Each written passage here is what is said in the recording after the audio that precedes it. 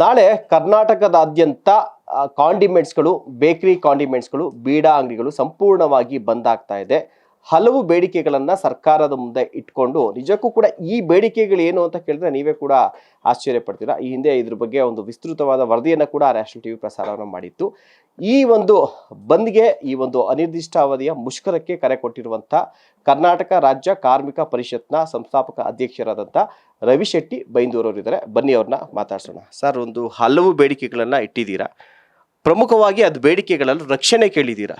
ಇದನ್ನ ಸರ್ಕಾರದ ಮುಂದೆ ಕೇಳೋದಕ್ಕೆ ಸರ್ಕಾರಗಳಿಗೆ ನಾಚಿಕೆ ಆಗಬೇಕು. ಏನು ಹೇಳ್ತೀರಿ ಸರ್? ಇದು ಈ ಥರದ ಬೇಡಿಕೆಯದು ಒಂದು ಹೋರಾಟ ಇಲ್ಲಿವರೆಗೆ ನನ್ನ ಲೆಕ್ಕ ಆಗೇ ಇಲ್ಲ ಅನ್ಕೋತೀನಿ. ಯಾಕೆಂದರೆ ಪ್ರತಿಯೊಂದು ಹೋರಾಟಗಳು ಹೇಗೆ ಶುರು ಆಗುತ್ತೆ ಅಂದರೆ, ನನಗೆ ಮಂತ್ರಿಗಿರಿಯನ್ನು ಕೊಡಿ, ನನಗೆ ಕೊಟ್ಟಿರೋ ಮಂತ್ರಿಯನ್ನು ಬದಲಾಯಿಸಿ ಕೊಡಿ, ಇನ್ನೊಂದು ಬೇರೆದಕ್ಕೆ ಕೊಡಿ, ಇಲಾಖೆಯನ್ನು ಬೇರೆ ಕೊಡಿ, ಇಲ್ಲ ನನಗೆ ಅದು ಮಾಡಿ, ಅಧ್ಯಕ್ಷರು ಮಾಡಿ, ಇದು ಮಾಡಿ ಅಂತ ಹೇಳ್ಬಿಟ್ಟು ಈ ರಾಜಕಾರಣಿಗಳು ಕೇಳುವಂಥದ್ದು.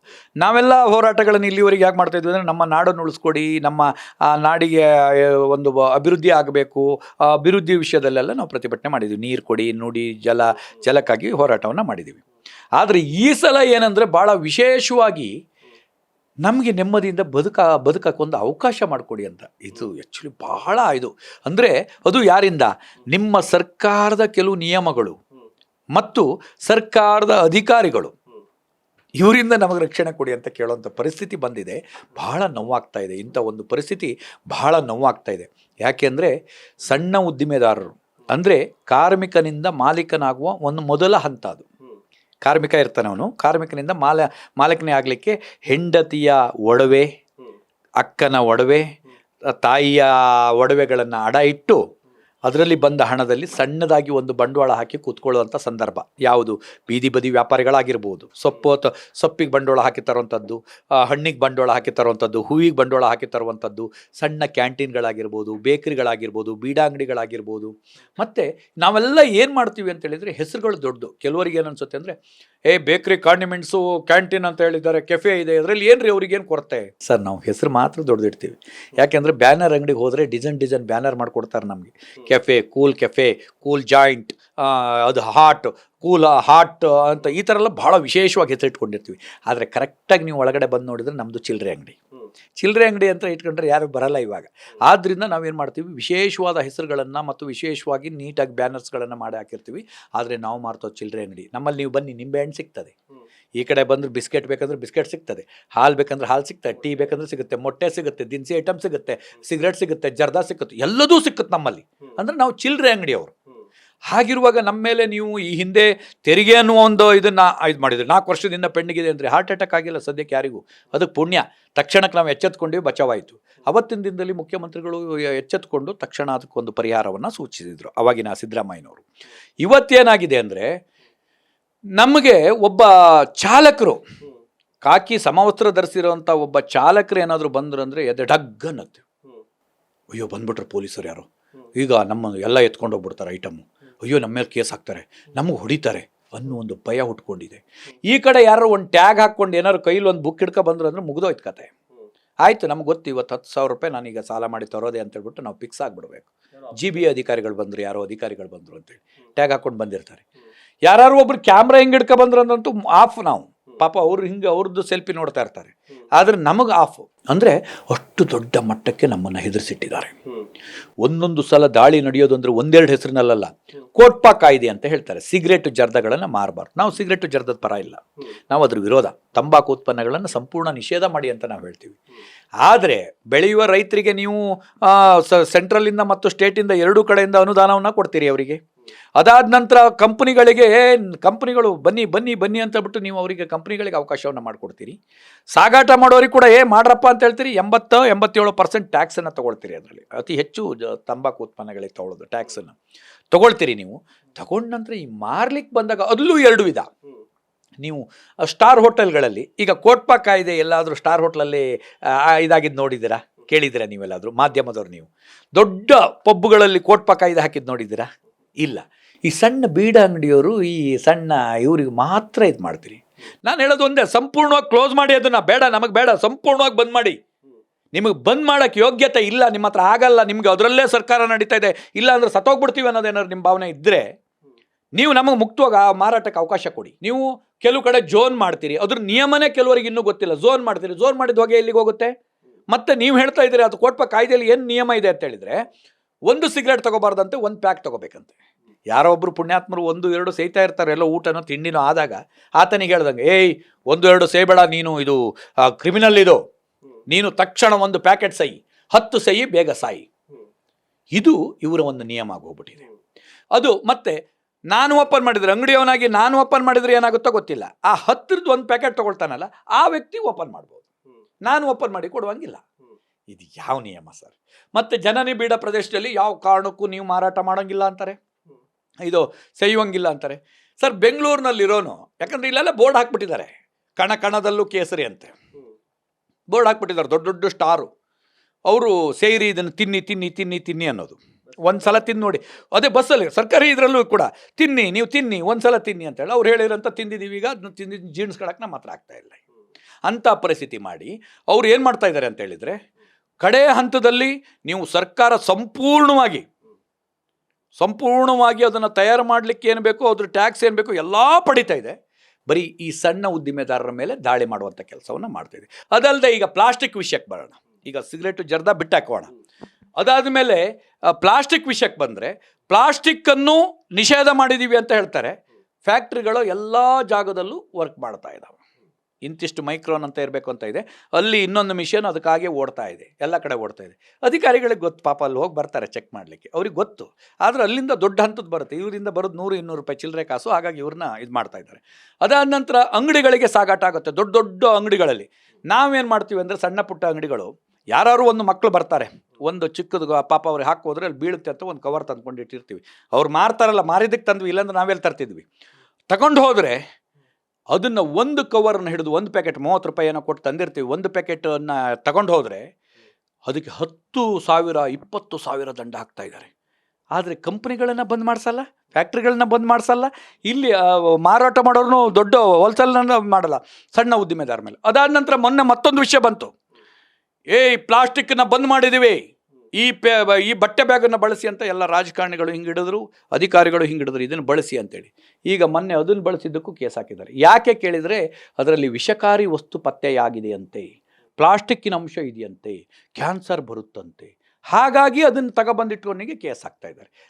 ಎಲ್ಲಿ ತಯಾರು ಮಾಡ್ತಾನೋ ಅವನಿಗೆ 2 ಇದು ಮಾಡಿಬಿಟ್ಟು ಅವನದು ಲಾಕೌಟ್ ಮಾಡೋದು ಬಿಟ್ಕೊಂಡು, ಇವ್ರು ಮಾರೋರೆಲ್ಲ ಇದರಲ್ಲಿ ವಿಷಕಾರಿ ಇದೆಯಂತ ಹಿಂಗೆ ಚೆಕ್ ಮಾಡಿ ಕೊಡೋಕ್ಕಾಗತ್ತಾ? 10 ರೂಪಾಯಿ ತೊಗೊಂಡೋದೇ 10 ರೂಪಾಯಿ ಐಟಮ್, ಅದಕ್ಕೆ ಮಾಡೋಕ್ಕಾಗತ್ತಾ? ಇಂಥ ಒಂದು ಅಲ್ಲದೆ ಪೊಲೀಸರು ಮಾಮೂಲು ಫಿಕ್ಸ್ ಮಾಡ್ತಾ ಇದ್ದಾರೆ. PC-ಯಿಂದ ಹಿಡಿದು ಮೇಲ್ವರೆಗೂ ಇಂತಿಷ್ಟು ಅವ್ರು ಬಂದು ಹಾರ್ನ್ ಹೊಡೆದ ತಕ್ಷಣ ಓಡೋಗಿ ಕೊಡ್ಬೇಕು. ಎಲ್ರಿಗೂ ಅಲ್ಲ, ಇದು ಎಲ್ರಿಗೂ ಅನ್ವಯಿಸಲ್ಲ. ಯಾರು ಈ ಕೆಲಸ ಮಾಡ್ತಾರೋ ಅವ್ರಿಗೆ ಅನ್ವಯಿಸುತ್ತೆ. ಹೆಚ್ಚಿನ ಅಂಶ ಇದು ಅನುಭವಿಸ್ತಾ ಇದ್ದಾರೆ. ಆಮೇಲೆ ಈ ಕಡೆ ಮಾರ್ಷಲ್ಗಳು, ಅವ್ರಿಗೇನು ತಲೆ ಬಿಡೋ ಗೊತ್ತಿಲ್ಲ, ಬಂದ ಎತ್ಕೊಂಡು ಹೋದ ದುಡ್ಡು ಕೊಟ್ಟಿರೋದನ್ನಷ್ಟು. ನಾನು ಇವರಿಗೆ ಥ್ರೆಫ್ಟ್ ಕೇಸ್ ಹಾಕಬೇಕು ಅಂತ ಹೇಳಿದ್ದೀನಿ. ಯಾರು ಇಡೀ ಪ್ಯಾಕೆಟ್ಗಳನ್ನು ಕದ್ಕೊಂಡು ಹೋಗ್ತಾರೋ ಅಂಗಡಿಯಿಂದ ಹಾಕಿ ಅಂತ ಹೇಳ್ಬಿಟ್ಟು, ಮಹಿಳೆಯರಿದ್ದಾರೆ, ಮಕ್ಕಳಿದ್ದಾರೆ ಅಂತ ನೋಡಲ್ಲ, ಹಿಡ್ಕೊಂಡೆ ಬಾರೋ ಅಂತೇಳ್ಬಿಟ್ಟು ಕೆಟ್ಟ ಶಬ್ದದಿಂದ ಅವ್ರನ್ನ ಇದು ಮಾಡಿಬಿಟ್ಟು ಕೊರಳುಪಟ್ಟಿ ಹಿಡಿದು ಎಳ್ಕೊಂಬರ್ತಾರೆ. ಏನೋ ದೊಡ್ಡ ಗಾಂಜಾ ಹಿಡಿದ್ಬಿಟ್ರು, ದೊಡ್ಡದು ಇದು ಹಿಡಿದ್ಬಿಟ್ರು, ಹವಾಲ ಹಣನ ಹಿಡಿದ್ಬಿಟ್ರು ಅನ್ನೋ ರೀತಿಯಲ್ಲಿ ಒಂದು ಬೀಡಿಗೆ ಎಳ್ಕೊಂಬರ್ತಾರೆ. ಅಂಥ ಒಂದು ಪರಿಸ್ಥಿತಿ ನಿರ್ಮಾಣ ಆಗಿದೆ. ಅದಾದ ನಂತರ ಕಳ್ಳರು, ರೌಡಿಗಳು ಯಾವ ರೀತಿ ಅಂದರೆ, ಅವರು ರೌಡಿಗಳಾಗಕ್ಕೆ ಮೊದಲ ಶಾಲೆ ಇದು. ಇವರಿಗೆಲ್ಲ ಹೊಡೆದ್ರೆ, ಯಾಕಂದರೆ ಇವ್ರು ತಿರುಗಿ ಹೊಡೆಯಲ್ಲ, ಸಣ್ಣವರು ಯಾರು ಕೇಳೋರಿಲ್ಲ ಅನ್ನೋದು ಅವ್ರ ಮನಸ್ಸಲ್ಲಿ. ಇವ್ರಿಗೆ ಹೊಡೆದು ಊರಲ್ಲೆಲ್ಲ ಹವಾ ಇಟ್ಕೊಂಡು ಆಮೇಲೆ ಒಬ್ಬ ರೌಡಿ, ಅವ ಹೆಸರು ಮಾಡೋಕ್ಕೂ ನಮ್ಮನ್ನು ಹಲ್ಲೆ ಮಾಡೋವಂಥದ್ದು ಇದು. ಅದಲ್ಲದೆ ಮತ್ತು ಬೀದಿ ಬದಿ ವ್ಯಾಪಾರಿಗಳಿಗೆ ಕಾರ್ಡ್ ಕೊಟ್ಟಿರ್ತೀರಿ, ಇಂಥಲ್ಲಿ ಇರ್ತಾರೆ ಅಂತೇಳ್ಬಿಟ್ಟು ಫಿಕ್ಸ್ ಆಗಿರುತ್ತೆ. ಆದರೆ ಆ ಕಾರ್ಡನ್ನು ಒಂದೊಂದು ಸಲ ಅದನ್ನೇ ಮರ್ತ್ಬಿಡ್ತೀರಿ, ಇಲ್ಲಿಂದ ಎತ್ತು ಅಂತ ಹೇಳೋದು. ಬಂದು ಬಾಯಲ್ಲಿ ಹೇಳಿದರೂ ಪರವಾಗಿಲ್ಲ, ಕೆಲವು ಅಧಿಕಾರಿಗಳು ಹೇಳ್ತಾರೆ, ಕೆಲವು ಅಧಿಕಾರಿಗಳು ಎತ್ತಿ ತಿನ್ನುವಂಥ ಹಣ್ಣನ್ನು ಎಲ್ಲ ಕಾಲಡಿ ಹಾಕಿ ತುಳಿತಾರೆ. ಗಾಡಿನ ಕೌಚ್ ಹಾಕುವಂಥ ಕೆಲಸ ಮಾಡ್ತಾರೆ, ತರಕಾರಿನ ಕೌಚ್ ಹಾಕುವಂಥ ಕೆಲಸ ಮಾಡ್ತಾರೆ, ಹೂವು ದೇವ್ರ ಮುಡಿಲಿರಬೇಕಾದ ಹೂವನ್ನು ಕಾಲಡಿ ಹಾಕಿ ತುಳಿಯುವಂಥ ಕೆಲಸ ಮಾಡ್ತಾರೆ. ಇಂಥದ್ದು ಇದೆಲ್ಲದೂ ಕೂಡ ನಿಲ್ಲಬೇಕು. ನಾವು ದುಡಿದು ತಿಂತಾ ಇದ್ದೀವಿ, ಹೊಡೆದು ತಿಂತಾ ಇಲ್ಲ. ಸರ್ಕಾರವೇ ಅಧಿಕೃತವಾಗಿ ಇಟ್ಟಿರುವಂಥ ವಸ್ತುಗಳನ್ನು ನಾವು ಮಾರಿ ನಾವು ಬದುಕ್ತಾ ಇದ್ದೇವೆ. ನಮಗೆ ನೀವು ಈ ರೀತಿ ಹಿಂಸೆ ಕೊಡ್ತಿದ್ದಾರಲ್ಲ, ಎಷ್ಟು ಮಟ್ಟಿಗೆ ಸರಿ? ನಮ್ಮ ಹೆಂಡತಿ ಮಕ್ಕಳು ನಾವು ಸಾಕೋದು ಕಷ್ಟ ಆಗಿದೆ. ಆದ್ದರಿಂದ ಈ ಒಂದು ದೊಡ್ಡ ಮಟ್ಟದ ಒಂದು ಪ್ರತಿಭಟನೆಗೆ ಕರೆಯನ್ನು ಕೊಟ್ಟಿದ್ದೀವಿ. ನಮಗೆ ನ್ಯಾಯ ಕೊಡಿ, ಇಲ್ಲ ಸ್ವಲ್ಪ ವಿಷ ಕೊಡಿ. ಬೇಡ, ನಿಮಗೆ ಬಡತನ ನಿರ್ಮೂಲನೆ ಮಾಡಲಿಕ್ಕಂತೂ ನಿಮ್ಮ ಹತ್ರ ಆಗಲ್ಲ, ನಾವು ಬಡವರೇ ನಿರ್ಮೂಲನೆ ಆಗ್ಬಿಡ್ತೀವಿ, ವಿಷ ಕೊಟ್ಬಿಡಿ, ವಿಷಭಾಗ್ಯವನ್ನು ನಮಗೆ ಕರುಣಿಸುವಂಥ ಕೆಲಸವನ್ನು ಮಾಡಿ ಅಂತ ಹೇಳ್ಬಿಟ್ಟು ಸರ್ಕಾರವನ್ನು ಒತ್ತಾಯಿಸಿ ಈ ಹೋರಾಟವನ್ನು ಮಾಡ್ತಾ ಇದ್ದೇವೆ. ನಾಳೆ ಹೋರಾಟ ಯಾವ ರೀತಿಯಾಗಿರುತ್ತೆ? ಎಷ್ಟು ಗಂಟೆಗೆ ಆರಂಭ ಆಗುತ್ತೆ? ನಾಳೆಗೆ ಮುಗಿಯುತ್ತಾ ಅಥವಾ ಇದು ಮುಂದುವರಿಯುತ್ತಾ? ನಾಳೆ ಬೆಳಗ್ಗೆ 8 ಗಂಟೆಯಿಂದ ಸ್ವಯಂ ಪ್ರೇರಿತವಾಗಿ ಕರ್ನಾಟಕ ರಾಜ್ಯಾದ್ಯಂತ ಭಾಗಶಃ ಕರ್ನಾಟಕ ರಾಜ್ಯದಲ್ಲಿ ಬೇಕರಿ ಕಾಂಡಿಮೆಂಟ್ಸ್ಗಳು ಸ್ವಯಂ ಪ್ರೇರಿತವಾಗಿ ಬಂದ್ ಮಾಡ್ತಾ ಇದ್ದಾರೆ. ಈಗ ನೋಡಿ, ಇವರು ಇಲ್ಲಿ ಕೆಲವರು ಬಂದಿದ್ದಾರೆ, ಶಿವಮೊಗ್ಗದಿಂದ ಬಂದಿದ್ದಾರೆ, ಈಗಾಗಲೇ ಇವತ್ತೇ ಬಂದ್ಬಿಟ್ಟಿದ್ದಾರೆ ಅವ್ರು ಬಂದ್ ಮಾಡಿಕೊಂಡು. ಸೊ ಭಾಗಶಃ ಬಂದಿರ್ತದೆ. ಆದರೆ ಬೆಂಗಳೂರು ಜಿಲ್ಲೆ ಮತ್ತು ಬೆಂಗಳೂರು ನಗರ ಮತ್ತು ಅಕ್ಕಪಕ್ಕದಲ್ಲಿ 100ಕ್ಕೆ 100 ಬಂದಾಗ್ತದೆ. ಎಲ್ಲೋ ಒಬ್ಬಿಬ್ಬರು ಎಲ್ಲರೂ ಒಂಚೂರು ವ್ಯತ್ಯಾಸ ಮಾಡ್ಬೋದೇನೋ, ಬಟ್ ಪ್ರತಿಯೊಬ್ಬರು ಬಂದ್ ಮಾಡಿ ಸ್ವಯಂ ಪ್ರೇರಿತವಾಗಿ ಬರ್ತಾರೆ. ಯಾಕಂದರೆ ಅಷ್ಟು ಅನುಭವಿಸಿದ್ದಾರೆ. ಅವ್ರು ಅನುಭವಿಸೋಕೆ ಇನ್ನೇನು ಬಾಕಿನೇ ಇಲ್ಲ. ಯಾಕಂದ್ರೆ ಊರಿಗೆ ಹೋಗೋಣ ಅಂದ್ರೆ ಊರಲ್ಲಿ ಜಾಗ ಇಲ್ಲ, ಎಲ್ಲ ಊರು ಬಿಟ್ಟು ಊರು ಬಂದವರೆ. ಉತ್ತರ ಕರ್ನಾಟಕದವ್ರು ಬಂದಿದ್ದಾರೆ, ದಕ್ಷಿಣ ಕರ್ನಾಟಕದವ್ರು ಬಂದಿದ್ದಾರೆ, ಕೇರಳದವ್ರು ಬಂದಿದ್ದಾರೆ, ಆಂಧ್ರದವ್ರು ಇದ್ದಾರೆ. ಎಲ್ಲರೂ ಅವರು ಒಂದು ದುಡಿಮೆ ಒಟ್ಟು ತಿನ್ನಕ್ಕಾಗಿ ಬಂದಿದ್ದಾರೆ. ಅವರ ಪರಿಸ್ಥಿತಿ ಇವತ್ತು ಬಹಳ ಕೆಟ್ಟ ಮಟ್ಟದಲ್ಲಿದೆ. ಆದ್ದರಿಂದ ಫ್ರೀಡಮ್ ಪಾರ್ಕ್ನಲ್ಲಿ 8 ಗಂಟೆಯಿಂದ ಶುರುವಾಗ್ತದೆ. ಮತ್ತು ಮುಗಿಯೋದು ಯಾವಾಗ ಅಂತ ಹೇಳಿದರೆ ಅದು ಅವ್ರು ಹೇಳಬೇಕು, ಸರ್ಕಾರದವ್ರು ಹೇಳಬೇಕು ಯಾವಾಗ ಮುಗಿಸೋದು ಅಂತ ಹೇಳ್ಬಿಟ್ಟು. ಇಲ್ಲಾಂದರೆ ಮುಂದಿನ ದಿನಗಳಲ್ಲಿ ನಾವು ನಾಳೆಯಿಂದ ವಿಶೇಷವಾಗಿ, ನಾಳೆಗೆ ಏನಾದ್ರು ಒಪ್ಪಿಲ್ಲ ಅಂದರೆ ನಾಡ್ದಿಂದ ವಿಶೇಷವಾಗಿ ಗೃಹ ಮಂತ್ರಿಗಳ ಮನೆಗೆ ಮುತ್ತಿಗೆ ನಾವು ಅಲ್ಲಿ ಕೂತ್ಕೊಳ್ಳಲ್ಲ. ನಾವು ಸುಮ್ಮನೆ ಕೂತ್ಕೊಳ್ಳಿಕ್ಕೆ ನಾವು ಹೋರಾಟಗಾರರು. ಸುಮಾರು 24 ವರ್ಷ ಆಯ್ತು ಈ ಹೋರಾಟದಲ್ಲಿ. ನಾವು ಗೃಹ ಮಂತ್ರಿಗಳ ಮನೆ ಮುತ್ತಿಗೆ, ವಿಧಾನಸೌಧ ಮುತ್ತಿಗೆ, ಹೇಳಲ್ಲ ಕೇಳಲ್ಲ, ಸೀದಾ ಅವ್ರ ಮನೆ ಬಾಗಿಲಲ್ಲಿ ಹೋಗಿ ನಿಂತ್ಕೋತೀವಿ. ಈ ಹಿಂದೆನೂ ಕೂಡ DK ಶಿವಕುಮಾರ್ ಅವರ ಮನೆ ಹತ್ರ ಅವರು ಉಪಮುಖ್ಯಮಂತ್ರಿ ಆಗಿದ್ದಾಗಲೋ ಅಥವಾ ಸಚಿವರಾಗಿದ್ದಾಗ ನುಗ್ಗಿದ್ವಿ ನಾವು. ಆ ರೀತಿ ನೇರವಾಗಿ ಅವ್ರ ಮನೆ ಹತ್ರ ಹೋಗಿ ಏನು ಮಾಡ್ತೀರೋ ಮಾಡಿ ಸ್ವಾಮಿ ಅಂತ ಬಿಟ್ಟು ಕೂತ್ಕೊಳ್ಳೋರಿದ್ದೀವಿ. ಸರಿ, ಕೊನೆಯದಾಗಿ ಈ ಕಾಂಡಿಮೆಂಟ್ಸ್ಗಳ ಮೇಲೆ ಹಲ್ಲೆಗಳಾಗ್ತಾ ಇರುತ್ತೆ. ಪುಡಿ ರೌಡಿಗಳು ಅಥವಾ ಡ್ರಿಂಕ್ಸ್ ಎಲ್ಲ ಮಾಡಿ ಕೊಡಲಿಲ್ಲ ಅಂತೇಳಿ ಬಾಟ್ ಹೊಡೆದಾಕೋದು, ಅವ್ರ ಮೇಲೆ ಹಲ್ಲೆ ಮಾಡುವಂಥದ್ದು. ಆ ಸ್ಥಳಕ್ಕೆಲ್ಲ ನೀವು ಭೇಟಿ ಕೊಡ್ತಾ ಇದ್ದೀರಾ. ಅಲ್ಲಿ ಪ್ರಾಮಾಣಿಕವಾಗಿ ಪೊಲೀಸರು ಅವ್ರ ಮೇಲೆ ಕೇಸ್ ಮಾಡಿ ಅರೆಸ್ಟ್ ಮಾಡುವಂಥದ್ದು, ಕಾನೂನು ಕ್ರಮಗಳನ್ನ ತೆಗೆದುಕೊಳ್ತಾ ಇದ್ದಾರೆ ಸರ್? ತಗೊಳ್ತಾ ಇದ್ದಾರೆ ಸರ್. ಯಾವಾಗ ಅಂತ ಹೇಳಿದರೆ ಹೋರಾಟ ಮುಗಿದು ಅಲ್ಲ, ನಾವು ಹೋರಾಟ ಎಲ್ಲ ಮಾಡಿ ಅಲ್ಲಿ ಹೋಗಿ ಜಗಳ ಮಾಡಿ ಮೇಲಧಿಕಾರಿಗಳಿಗೆ ಅದೇ ರಾಜಕಾರಣಿಗಳಿಗೆಲ್ಲ ಫೋನ್ ಮಾಡಿ ಪ್ರತಿಭಟನೆ ಕರೆ ಕೊಡ್ತೀವಿ ಅಂದಾಗ ಮಾಡ್ತಾಯಿದ್ದಾರೆ. ಕೆಲವರು ತಕ್ಷಣ ಮಾಡ್ತಾ ಇದ್ದಾರೆ, ಭಾಳಷ್ಟು ಜನ ಅದಾಗ್ತಿದೆ. ಅದು ಕೂಡ ಬದಲಾಗಬೇಕು. ನಮ್ಮವರು ತೊಂದರೆ ಆಯಿತು ಅಂತೇಳಿ ಸ್ಟೇಷನ್ಗೆ ಹೋದ ತಕ್ಷಣ ಅವ್ರ ಮೇಲೆ ಆ್ಯಕ್ಷನ್ ಆಗಬೇಕು, ಆ್ಯಕ್ಷನ್ ತೊಗೊಳ್ಳೋಂಥ ಇದು ನೀಲಮ ಆಗಬೇಕು. ಮತ್ತು ಕಾನೂನು ಬರಬೇಕು. ಯಾರು ಬೇಕರಿ ಕಾಂಡಿಮೆಂಟ್ಸು ಸಣ್ಣ ಉದ್ದಿಮೆದಾರರ ಮೇಲೆ ಹಲ್ಲೆ ಮಾಡ್ತಾರೋ ಅವರ ವಿರುದ್ಧ ಒಂದು ಸರಿಯಾದ ಒಂದು ಕಾನೂನು ಬರಬೇಕು. ಹಲ್ಲೆ ಮಾಡಿದವರಿಗೆ ಯಾವ ಶಿಕ್ಷೆ ಅಂತ ಬಿಟ್ಟು ಒಂದು, ಈಗ ಈ ವೈದ್ಯಾಧಿಕಾರಿಗಳ ಮೇಲೆ ಹಲ್ಲೆ ಮಾಡಿದ್ರೆ ಒಂದು ಕಾನೂನು ಬಂದಿದೆ, ಅದೇ ರೀತಿ ನಮ್ಮವ್ರಿಗೆ ಕೂಡ ವಕೀಲರ ಮೇಲೂ ಬಂದಿದೆ, ನಮಗೆ ಕೂಡ ಬರಬೇಕು. ಮತ್ತು ನಮಗೆ ಆದಂಥ ಒಂದು ಪ್ರಾಧಿಕಾರವನ್ನು ಮಾಡಬೇಕಂತ ಕೂಡ ಕೇಳಿದ್ದೀವಿ. ಯಾಕೆಂದರೆ ಹೈಯೆಸ್ಟ್ ಜನ 58,000 ಬೇಕರಿಗಳಿಲ್ಲಿದೆ. 1-1.5 ಲಕ್ಷ ಜನ ಅದರ ಅವಲಂಬಿತರಿದ್ದಾರೆ. ಮತ್ತು ನಾವೆಲ್ಲ ಹೇಗೆ ಅಂದರೆ ಓಟ್ ಹಾಕೋತೀವೋ ಅಷ್ಟೇ, ನಾವು ಹಿಂದೆ ಮುಂದೆ ನಮ್ಗೆ ಅದು ಬ್ಯುಸಿ ಇದೀವಿ ಅದಿದ್ದಿಲ್ಲ, ಓಟನ್ನು ಮರ್ಯಾದೆ ಹೋಗಿ ಹಾಕಿ ಅಂದರೆ ಇವರ ಆಯ್ಕೆಯಲ್ಲಿ ನಮ್ಮ ಕೈವಾಡ ಇದೆ. ಹಾಗಾಗಿ ಇವರೇನಾದರೂ ಇಲ್ಲ ಅಂತ ಹೇಳಿದ್ದು ಅಂದರೆ ನಮ್ಮದು ಶಕ್ತಿ ಏನು ಅಂತೇಳ್ಬಿಟ್ಟು ಚುನಾವಣೆಯಲ್ಲಿ ಕೂಡ ತೋರಿಸ್ತೀವಿ. GBA ಬರ್ತಾ ಇದೆ, ವಿಧಾನಸಭೆದು ಏನು ಜಾಸ್ತಿ ದೂರ ಇಲ್ಲ, ಹಿಂಗನ್ನೋರೊಳಗೆ ಬಂದ್ಬಿಡುತ್ತೆ. ಅವಾಗ ನಾವು ಯಾರು, ನಮ್ಮದೇನು ಕೆಪಾಸಿಟಿ ಅನ್ನೋದನ್ನ ನಾವು ಇವರೆಲ್ಲರಿಗೂ ತೋರಿಸೋಂಥ ಕೆಲಸ ನಾವು ಮಾಡ್ತೀವಿ. ಸರ್, ಕೊನೆಯದಾಗಿ ಸರ್, ಎಲ್ರಿಗೂ ಏನು ಮನವಿ ಮಾಡ್ತೀರಾ? ಎಲ್ರಿಗೂ ನಾನು ಹೇಳೋದು ಒಂದೇ, ಒಗ್ಗಟ್ಟಾಗೋದು ಬಹಳ ಕಷ್ಟ ಇದೆ. ಇವಾಗ ಎಲ್ಲರೂ ಒಗ್ಗಟ್ಟಾಗ್ತಾ ಇದ್ದಾರೆ. ರವಿ ಶೆಟ್ಟಿ ಅನ್ನೋನು ಒಂದು ಶಕ್ತಿ ಅಷ್ಟೇ, ಒಂದು ವ್ಯಕ್ತಿ ಅಷ್ಟೇ. ನೀವೆಲ್ಲರೂ ಒಗ್ಗಟ್ಟಾದರೆ ಅದು ಒಂದು ಶಕ್ತಿಯುತವಾಗಿ ನಾವು ಬರ್ತೀವಿ. ನಾವೆಲ್ಲರೂ ಒಂದಾಗಿದ್ದರೆ ನಮ್ಮನ್ನು ಯಾರೂ ಮುಟ್ಟಕ್ಕಾಗಲ್ಲ.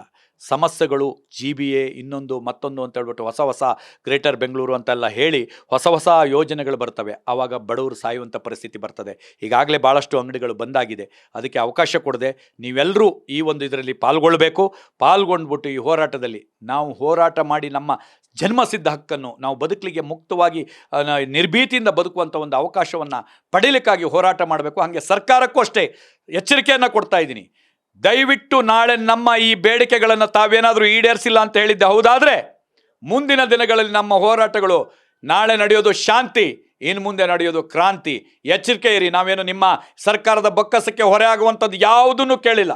1 ರೂಪಾಯಿದು ಕೂಡ ಇಲ್ಲ ಸರ್ಕಾರದ ಬೊಕ್ಕಸಕ್ಕೆ. ಏನಾದರೂ ಒಂದು ಬೊಕ್ಕಸಕ್ಕೆ 10 ರೂಪಾಯಿ ಎಕ್ಸ್ಟ್ರಾ ಆಗುತ್ತೆ ಬಿಟ್ಟರೆ ಬೊಕ್ಕಸಕ್ಕೆ ಹೊರೆ ಇಲ್ಲ. ನಾವು ನೆಮ್ಮದಿಯಿಂದ ನಿರ್ಭೀತಿಯಿಂದ ಬದುಕಲಿಕ್ಕೆ ಒಂದು ಅವಕಾಶವನ್ನು ಕೇಳಿದ್ದೀವಿ. ಇದನ್ನು ಕೂಡ ಹೆಚ್ಚು ಕಡಿಮೆ ಮಾಡಿದ್ದೆ ಹೋದಾದರೆ ಖಂಡಿತವಾಗಿ ನಾವು ಅದನ್ನು ಹೇಗೆ ಕಿತ್ಕೋಬೇಕು ಅನ್ನೋದು ನಮಗೆ ಗೊತ್ತಿದೆ. ನಮ್ಮ ಹಕ್ಕನ್ನು ನಾವು ಉಳಿಸ್ಕೊಳ್ತೇವೆ. Thank you. ಸೊ ಕೇಳಿದ್ರಲ್ಲ, ಇದಿಷ್ಟು ನಾಳೆ ಏನು ಕರ್ನಾಟಕದಾದ್ಯಂತ ಎಲ್ಲ ಬೇಕರಿ, ಕಾಂಡಿಮೆಂಟ್ಸ್, ಬೀಡಾ ಅಂಗಡಿಗಳು, ಈ ರಸ್ತೆ ಬದಿಯಲ್ಲಿ ವ್ಯಾಪಾರ ಮಾಡುವಂಥ ಅಂಗಡಿಗಳಿದೆಯಲ್ಲ, ಎಲ್ಲಕ್ಕೂ ಕೂಡ ಬಂದ್ಗೆ ಕರೆಯನ್ನು ಕೊಟ್ಟಿರುವಂಥ ಕರ್ನಾಟಕ ರಾಜ್ಯ ಕಾರ್ಮಿಕ ಪರಿಷತ್ ಅಧ್ಯಕ್ಷರಾದಂಥ ರವಿ ಶೆಟ್ಟಿ ಬೈಂದೂರು ಅವರು ಹೇಳಿರುವಂಥದ್ದು. ಸರ್ಕಾರಕ್ಕೆ ಒಂದು ಎಚ್ಚರಿಕೆಯನ್ನು ಕೂಡ ಕೊಟ್ಟಿದ್ದಾರೆ.